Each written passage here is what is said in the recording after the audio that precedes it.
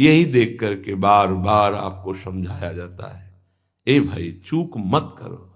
किसी से वैर थोड़ी है, द्वेष थोड़ी है।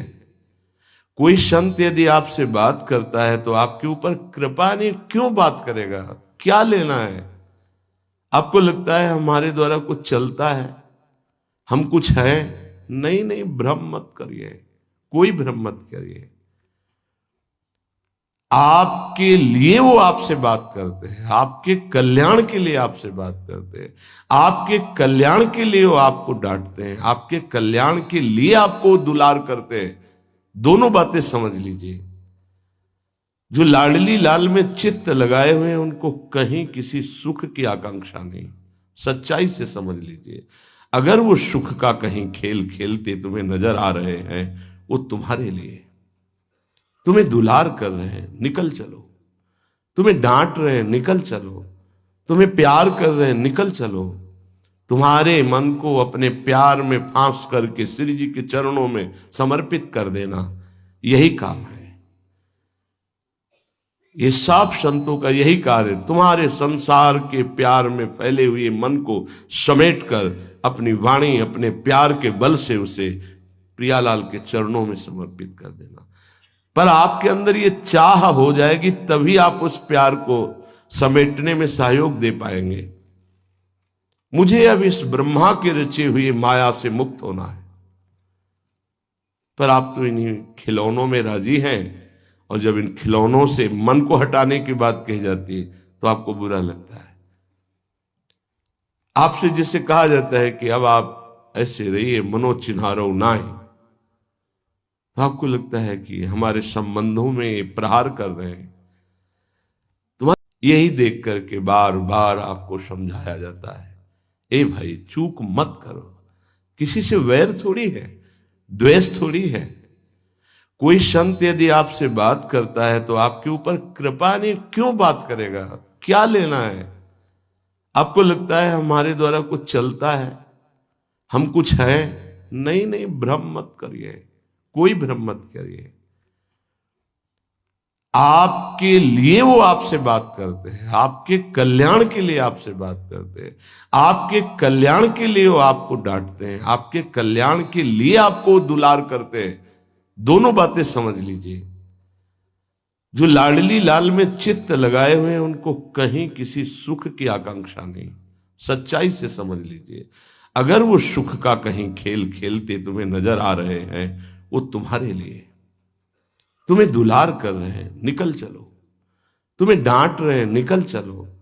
तुम्हें प्यार कर रहे हैं, निकल चलो। तुम्हारे मन को अपने प्यार में फांस करके श्री जी के चरणों में समर्पित कर देना, यही काम है। ये सब संतों का यही कार्य, तुम्हारे संसार के प्यार में फैले हुए मन को समेटकर अपनी वाणी, अपने प्यार के बल से उसे प्रियालाल के चरणों में समर्पित कर देना। पर आपके अंदर ये चाह हो जाएगी, तभी आप उस प्यार को समेटने में सहयोग दे पाएंगे। मुझे अब इस ब्रह्मा के रचे हुए माया से मुक्त होना है। पर आप तो इन्हीं खिलौनों में राजी हैं, और जब इन खिलौनों से मन को हटाने की बात कही जाती है तो आपको बुरा लगता है। आपसे जिसे कहा जाता है कि अब आप ऐसे रहिए, मनो चिन्हारो नाय, तो आपको लगता है कि हमारे संबंधों में प्रहार कर रहे हैं।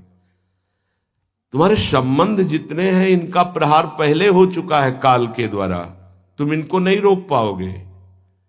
काल पहले ही काट चुका है सारे संबंध। बस तुम संबंध का राग लेकर के यहां से जाओगे, दुर्गति हो जाएगी। और संबंध को प्रियालाल के चरणों में समर्पित करके जाओगे तो सदगति हो जाएगी, अनुराग हो जाएगा। जो आसक्ति संसार के संबंधों में है, वही आसक्ति जब संत महापुरुषों से हो जाती तो मोक्ष का खुला हुआ द्वार, ये भगवान कपिल देव जी कहते हैं। आप अपना अधिकार अपने में मत रखिए, गुरुजनों को दे दीजिए। अब हमारे जीवन की बागडोर आपके हाथ में है, आप जिस दिशा में चाहें ले चलें। हमारा केवल आपकी आज्ञा पालन करना कर्तव्य। तो कह रहे कदापि चिन्मयादुपरि चेत स्पृहा रोहणे। यदि तुम्हें इस चेतन अचेतन जगत से मुक्त होने की इच्छा जागृत हो गई है तो पहला, स्नेह का संबंध किसी से मत रखिए। स्नेह का संबंध केवल प्रियालाल से रखिए। वही स्नेह जो माता में, जो पिता में, जो भाई में, जो बंधु में, पत्नी में, पुत्र में, वही स्नेह प्रियालाल को चाहिए। आप और सब कुछ दो, भगवत प्राप्ति नहीं होगी। ये स्नेह दे दो तो भगवत प्राप्ति पक्की हो जाएगी। सबसे स्नेह करो श्यामा श्याम के संबंध से। हमारा स्नेह का संबंध श्यामा श्याम से, श्यामा श्याम के संबंध से स्नेह कोई फर्क नहीं पड़ेगा। पर आपको अभी ये कला नहीं आती है। आप जब तक एक बार समस्त संबंधों के स्नेह को बटोर कर प्रियालाल के चरणों में समर्पित नहीं कर देते, तब तक आपको लगेगा, वाणी से बोलोगे कि सब भगवत भाव से ही, लेकिन पूरा राग यही है, ये हमारे अमुक है, हमारे अमुक है। इसलिए इस रहस्य को समझो। पहले हटो, फिर जब वो राग अनुराग में बदल जाता है तो फिर पूरे विश्व से प्यार करो, कोई फर्क नहीं पड़ेगा। सब जीवन सो प्रीति, रीति निवाहत आपनी। क्योंकि वो रीति जानता है। हमारी रीति श्यामा श्याम के संबंध से ही सबको मानना। एकांत की रति विधान करो, शब्दों को समझिए। एकांत की रति विधान करो, अर्थात हमारे हृदय देश में केवल इष्ट और गुरुदेव के सिवा किसी से प्रीति नहीं। और बहुत इस बात से हम कमजोर हैं।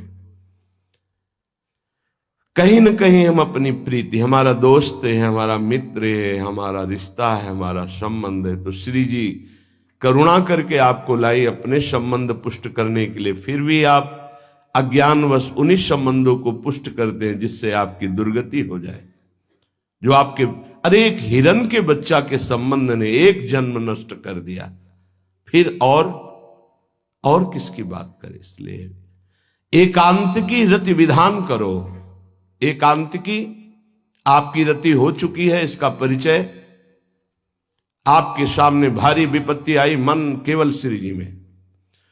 भारी संपत्ति सुख संपदा केवल श्री जी में मन। यह है एकांत की रति। अब उसको कोई विचलित नहीं कर सकता। जहां विषयी जन रहते हैं, विषयी जन संभाषण करते हैं, उस स्थान में, उस भीड़ में, उन लोगों के बीच में अरुचि हो जाना। रतिम मदन मोहने विदधताम तदेकांतिकीम। एकांत की भक्ति, विरति, जन समुदाय, प्रपंच भाषण करने वाले, इनसे संबंध नहीं। ना संतु जनतापने प्रतिवसंतु वृंदावने। जनता अर्थात केवल विषय प्रपंच की वार्ता करने वाले। तापने, हृदय में ताप पैदा हो उनके संग नहीं, मुझे संग नहीं। कोई भी हो, प्रिया प्रीतम से तुम्हें मतलब नहीं, उनकी चर्चा से मतलब नहीं, उनके संबंध से मतलब नहीं, तो हमारा आपसे क्या संबंध। देखो, जगत के संबंध प्रियता दिखा करके भोग सामग्री दे सकते हैं, धन दे सकते हैं, व्यवस्था दे सकते हैं, पर प्रियालाल की प्रीति नहीं। पूज्य श्री रघुनाथ दास गोस्वामी जी जब अपने गृह का त्याग करके महाप्रभु चैतन्य देव की शरण में गए, तो 2-3 दिन जो महाप्रभु को भिक्षा आती थी उसी से महाप्रभु दे देते थे। उनको लगा कि नहीं, जीवन जब महाप्रभु को समर्पित है तो हमको जीने का ढंग सीखना चाहिए। कैसे हम विरक्त होकर के जिए। इतने में घर से भेजे हुए बहुत से सेवक, रुपया, सामग्री, रसोईया सब आ गया, क्योंकि बहुत बड़े धनी थे उनके पिताजी, और पिता के भाई दोनों के बीच में एक लाड़िले पुत्र थे, पूज्य श्री रघुनाथ दास गोस्वामी, जिनकी समाधि राधा कुंड में विराजमान है। अब सुंदर सुंदर पकवान, भोग सामग्री घर के भेजे हुए रसोइये सब बनाते, प्रभु को भोग लगता, महाप्रभु चैतन्य देव को भी। और फिर विचार किया, क्या ये माता पिता के द्वारा दी हुई सुविधा वैराग्य में कलंक नहीं है? मेरा जीवन प्रभु के लिए, क्या मैं प्रभु आश्रित नहीं जी सकता?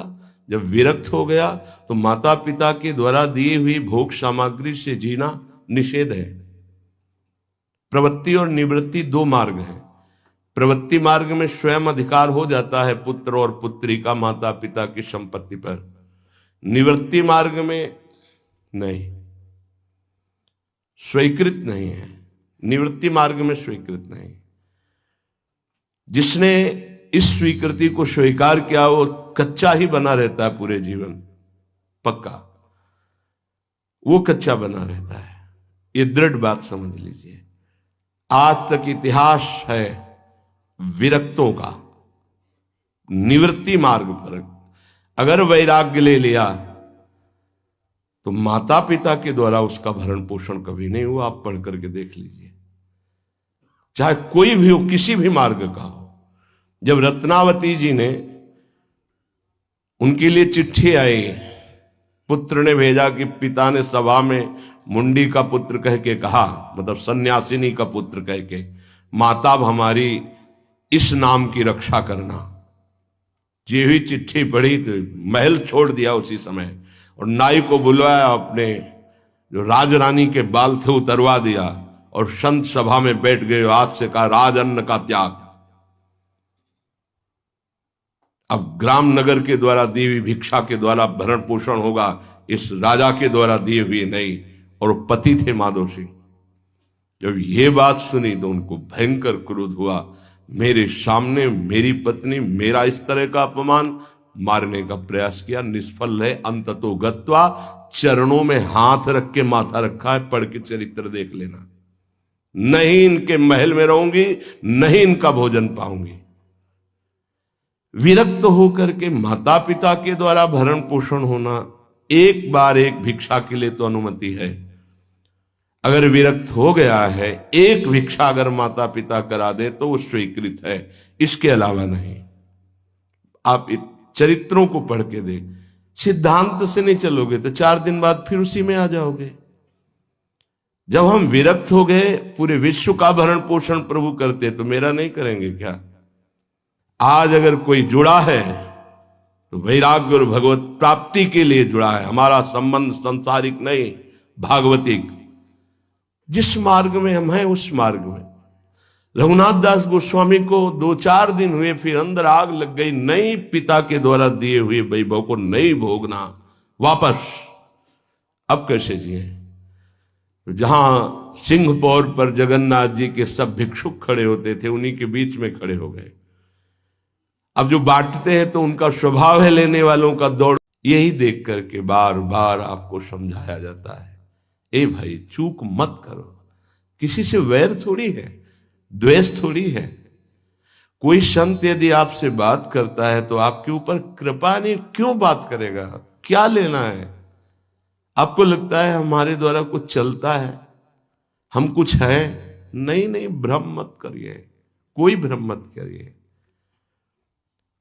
आपके लिए वो आपसे बात करते हैं, आपके कल्याण के लिए आपसे बात करते हैं, आपके कल्याण के लिए वो आपको डांटते हैं, आपके कल्याण के लिए आपको दुलार करते हैं। दोनों बातें समझ लीजिए। जो लाडली लाल में चित्त लगाए हुए हैं उनको कहीं किसी सुख की आकांक्षा नहीं। सच्चाई से समझ लीजिए। अगर वो सुख का कहीं खेल खेलते तुम्हें नजर आ रहे हैं, वो तुम्हारे लिए, तुम्हें दुलार कर रहे हैं, निकल चलो। तुम्हें डांट रहे हैं, निकल चलो। तुम्हें प्यार कर रहे हैं, निकल चलो। तुम्हारे मन को अपने प्यार में फांस करके श्री जी के चरणों में समर्पित कर देना, यही काम है। ये सब संतों का यही कार्य है। तुम्हारे संसार के प्यार में फैले हुए मन को समेटकर अपनी वाणी, अपने प्यार के बल से उसे प्रियालाल के चरणों में समर्पित कर देना। पर आपके अंदर ये चाह हो जाएगी, तभी आप उस प्यार को समेटने में सहयोग दे पाएंगे। मुझे अब इस ब्रह्मा के रचे हुए माया से मुक्त होना है। पर आप तो इन्हीं खिलौनों में राजी हैं, और जब इन खिलौनों से मन को हटाने की बात कही जाती है तो आपको बुरा लगता है। आपसे जिससे कहा जाता है कि अब आप ऐसे रहिए, मनोचिन्हारो नाय, तो आपको लगता है कि हमारे संबंधों में प्रहार कर रहे हैं। तुम्हारे संबंध जितने हैं इनका प्रहार पहले हो चुका है काल के द्वारा, तुम इनको नहीं रोक पाओगे। काल पहले ही काट चुका है सारे संबंध, बस तुम संबंध का राग लेकर के यहां से जाओगे, दुर्गति हो जाएगी। और संबंध को प्रियालाल के चरणों में समर्पित करके जाओगे तो सदगति हो जाएगी, अनुराग हो जाएगा। जो आसक्ति संसार के संबंधों में है, वही आसक्ति जब संत महापुरुषों से हो जाती तो मोक्ष का खुला हुआ द्वार, ये भगवान कपिल देव जी कहते हैं। आप अपना अधिकार अपने में मत रखिए, गुरुजनों को दे दीजिए। अब हमारे जीवन की बागडोर आपके हाथ में है, आप जिस दिशा में चाहें ले चलें। हमारा केवल आपकी आज्ञा पालन करना कर्तव्य। तो कह रहे कदापि चिन्मयादुपरि चेत स्पृहा रोहिणे, यदि तुम्हें इस चेतन अचेतन जगत से मुक्त होने की इच्छा जागृत हो गई है तो पहला, स्नेह का संबंध किसी से मत रखिए। स्नेह का संबंध केवल प्रियालाल से रखिए। वही स्नेह जो माता में, जो पिता में, जो भाई में, जो बंधु में, पत्नी में, पुत्र में, वही स्नेह प्रियालाल को चाहिए। आप और सब कुछ दो, भगवत प्राप्ति नहीं होगी। ये स्नेह दे दो तो भगवत प्राप्ति पक्की हो जाएगी। सबसे स्नेह करो श्यामा श्याम के संबंध से। हमारा स्नेह का संबंध श्यामा श्याम से, श्यामा श्याम के संबंध से स्नेह कोई फर्क नहीं पड़ेगा। पर आपको अभी ये कला नहीं आती है। आप जब तक एक बार समस्त संबंधों के स्नेह को बटोर कर प्रियालाल के चरणों में समर्पित नहीं कर देते, तब तक आपको लगेगा, वाणी से बोलोगे कि सब भगवत भाव से, लेकिन पूरा राग यही है, ये हमारे अमुक है, हमारे अमुक है। इसलिए इस रहस्य को समझो, पहले हटो, फिर जब वो राग अनुराग में बदल जाता है तो फिर पूरे विश्व से प्यार करो, कोई फर्क नहीं पड़ेगा। सब जीवन सो प्रीति रीति निवाहत आपनी, क्योंकि वो रीति जानता है। हमारी रीति श्यामा श्याम के संबंध से ही सबको मानना। एकांत की रति विधान करो, शब्दों को समझिए। एकांत की रति विधान करो, अर्थात हमारे हृदय देश में केवल इष्ट और गुरुदेव के सिवा किसी से प्रीति नहीं। पर बहुत इस बात से हम कमजोर हैं। कहीं न कहीं हम अपनी प्रीति, हमारा दोस्त है, हमारा मित्र है, हमारा रिश्ता है, हमारा संबंध है, तो श्री जी करुणा करके आपको लाई अपने संबंध पुष्ट करने के लिए। फिर भी आप अज्ञानवश उन्हीं संबंधों को पुष्ट करते हैं जिससे आपकी दुर्गति हो जाए। जो आपके, अरे एक हिरण के बच्चा के संबंध ने एक जन्म नष्ट कर दिया, फिर और किसकी बात करें। इसलिए एकांत की रति विधान करो। एकांत की आपकी रति हो चुकी है, इसका परिचय आपके सामने भारी विपत्ति आई, मन केवल श्री जी में, भारी संपत्ति सुख संपदा केवल श्री जी में मन, यह है एकांत की रति। अब उसको कोई विचलित नहीं कर सकता। जहां विषयी जन रहते हैं, विषयी जन संभाषण करते हैं, उस स्थान में, उस भीड़ में, उन लोगों के बीच में अरुचि हो जाना। रतिम मदन मोहने विदधताम तदेकांतिकीम। एकांत की भक्ति, विरति, जन समुदाय, प्रपंच भाषण करने वाले, इनसे संबंध नहीं। ना संतु जनतापने प्रतिवसंतु वृंदावने। जनता अर्थात केवल विषय प्रपंच की वार्ता करने वाले, तापने, हृदय में ताप पैदा हो उनके संग नहीं, मुझे संग नहीं। कोई भी हो, प्रिया प्रीतम से तुम्हें मतलब नहीं, उनकी चर्चा से मतलब नहीं, उनके संबंध से मतलब नहीं, तो हमारा आपसे क्या संबंध। देखो, जगत के संबंध प्रियता दिखा करके भोग सामग्री दे सकते हैं, धन दे सकते हैं, व्यवस्था दे सकते हैं, पर प्रियालाल की प्रीति नहीं। पूज्य श्री रघुनाथ दास गोस्वामी जी जब अपने गृह का त्याग करके महाप्रभु चैतन्य देव की शरण में गए तो 2-3 दिन जो महाप्रभु को भिक्षा आती थी उसी से महाप्रभु दे देते थे।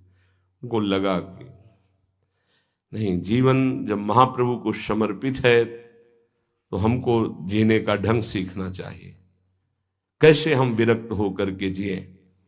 इतने में घर से भेजे हुए बहुत से सेवक, रुपया, सामग्री, रसोईया सब आ गया, क्योंकि बहुत बड़े धनी थे उनके पिताजी और पिता के भाई, दोनों के बीच में एक लाड़िले पुत्र थे पूज्य श्री रघुनाथ दास गोस्वामी, जिनकी समाधि राधा कुंड में विराजमान है।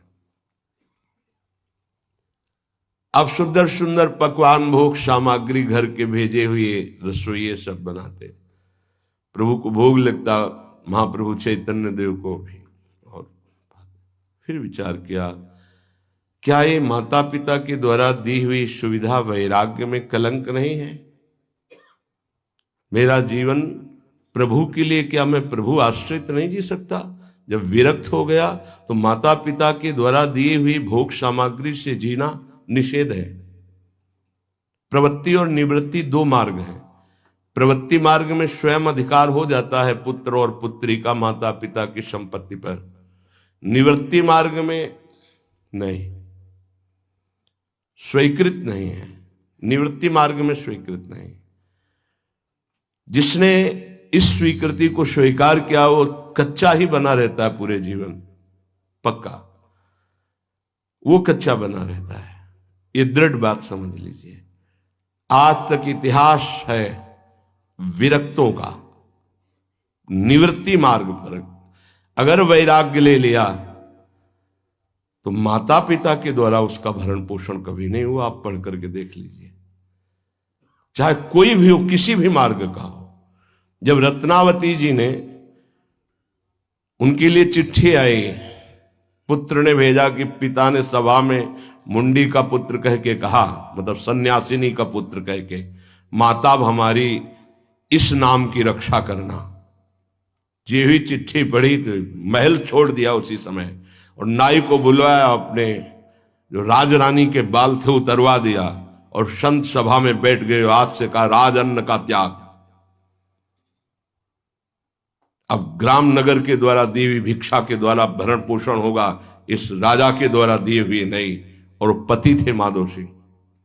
जब ये बात सुनी तो उनको भयंकर क्रोध हुआ। मेरे सामने मेरी पत्नी, मेरा इस तरह का अपमान, मारने का प्रयास किया, निष्फल है। अंततो गत्वा, चरणों में हाथ रख के माथा रखा है, पढ़ के चरित्र देख लेना। नहीं इनके महल में रहूंगी, नहीं इनका भोजन पाऊंगी। विरक्त होकर के माता पिता के द्वारा भरण पोषण होना, एक बार एक भिक्षा के लिए तो अनुमति है। अगर विरक्त हो गया है, एक भिक्षा अगर माता पिता करा दे तो वो स्वीकृत है, इसके अलावा नहीं। आप चरित्रों को पढ़ के दे, सिद्धांत से नहीं चलोगे तो 4 दिन बाद फिर उसी में आ जाओगे। जब हम विरक्त हो गए, पूरे विश्व का भरण पोषण प्रभु करते, तो मेरा नहीं करेंगे क्या? आज अगर कोई जुड़ा है तो वैराग्य और भगवत प्राप्ति के लिए जुड़ा है। हमारा संबंध सांसारिक नहीं, भागवतिक। जिस मार्ग में हम हैं उस मार्ग में। रघुनाथ दास गोस्वामी को 2-4 दिन हुए, फिर अंदर आग लग गई। नहीं, पिता के द्वारा दिए हुए वैभव को नहीं भोगना, वापस। अब कैसे जिए? जहां सिंहपौर पर जगन्नाथ जी के सब भिक्षुक खड़े होते थे, उन्हीं के बीच में खड़े हो गए। अब जो बांटते हैं तो उनका स्वभाव है लेने वालों का दौड़ दौड़ कर आगे लेना। कभी कभी मिलता उनको, शांत खड़े रहते तो पा लेते, नहीं मिलता प्रसाद तो भूखे रह जाते। फिर विचार किया, इसमें खड़े होकर के भी एक वृत्ति बनी रहती कि आने वाला देगा, ये भी ठीक नहीं। एक जगह अन्न क्षेत्र में अन्न बंटता था, वहां से जाके लाने लगे। फिर विचार किया, विवेक धैर्य नहीं लेने देता। यार हम यहां कोई सेवा तो करते नहीं, क्योंकि भरपेट अन्न पाने का जिस क्षेत्र में अधिकार है तो वहां सेवा करना जरूरी। चाहे पोछा लगा दो, चाहे पत्तल फेंक दो, कोई सेवा वहां करनी चाहिए, तभी आपका वैराग्य सुरक्षित रहेगा, नहीं तो फिर ठीक नहीं है। वहां अन्य क्षेत्र में भी छोड़ दिया भोजन लेना। आप कैसे जिए? तो रात्रि में जो महाप्रसाद गाय को डाल दिया जाता था, गाय भी छक के जब नहीं पाती थी तो वो रात्रि के 10-11 बजे निकलते और वो महाप्रसाद जो पड़ा रहता उसको उठा के लाते, जल से धोते, सड़े सड़े निकाल के चावल, फिर उसे पाते। महाप्रभु ने पूछा, गोविंद, गोविंद दास सेवा में रहते, गोविंद ये रघु अब क्या पाता है? बोले प्रभु बहुत वैराग्य से रह रहे। बताया तो उनका, अच्छा ऐसा अमृत अकेले अकेले पाता है, हमको कभी निमंत्रण नहीं दिया, अब हम चुपके से छीन के पाएंगे। महाप्रभु चले रात्रि के जब वो कटोरे पे इतने से चावल सही निकाल कर पारने में लगे थे, पीछे से महाप्रभु गए से लिया। अरे प्रभु आपने, उनका इतना स्वादिष्ट अमृत पाता है और मेरे को कभी निमंत्रण नहीं दिया, निहाल कर दिया। उनके लिए आया सोवत हु रसना रटे राधा कृष्ण सुनाम। वो जब सोते थे तो उनकी जबान से राधा कृष्ण राधा कृष्ण राधा कृष्ण।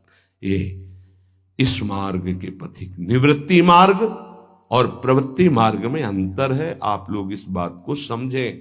निवृत्ति मार्ग श्री जी के भरोसे का है, आप विश्वास कीजिए।